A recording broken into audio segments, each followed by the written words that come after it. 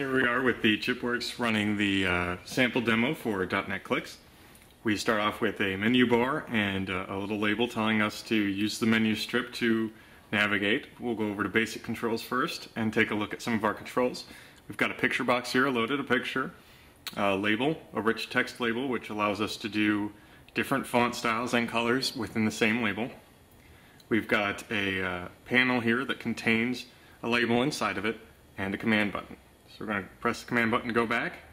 As you can see, it transitions rather smoothly, and this was all with one line of code to do the transitions. Next we'll go to collection-based controls. So we'll see here we've got our tab dialog. We've got a tree view with just randomly generated data. A combo box. Now the combo box, what we're showing off in here is also that we've got a string sorter. So this first item has a space at the front to make sure it's always the first, and then the rest of these are being sorted alphabetically by our string sorter. Just go ahead and select string sorter. Now these inside of this last box are not sorted. Since it's optional either way, you can sort it or not. Again, a few more transitions for you.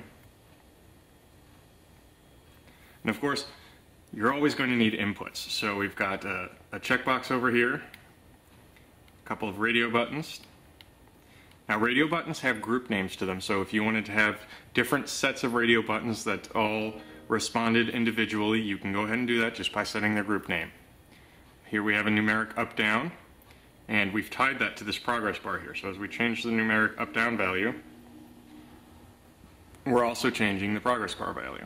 And as you can see, we support tap and hold, just like we do on Gadgetus and Pixis and all the others.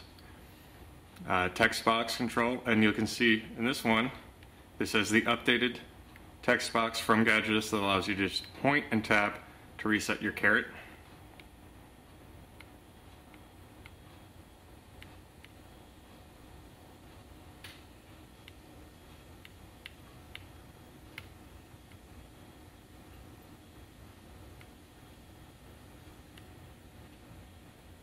This is what a slider looks like. I'm sorry, progress bar. This down here would be the slider.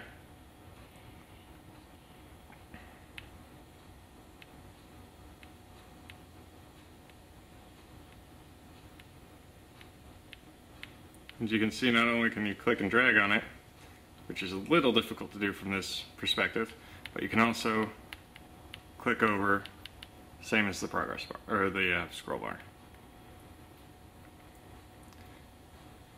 Finally, we've got some dialogues. So the first is the input dialog, which is basically a text box in a window, comes up, gives us the response. This is what we typed in, default response.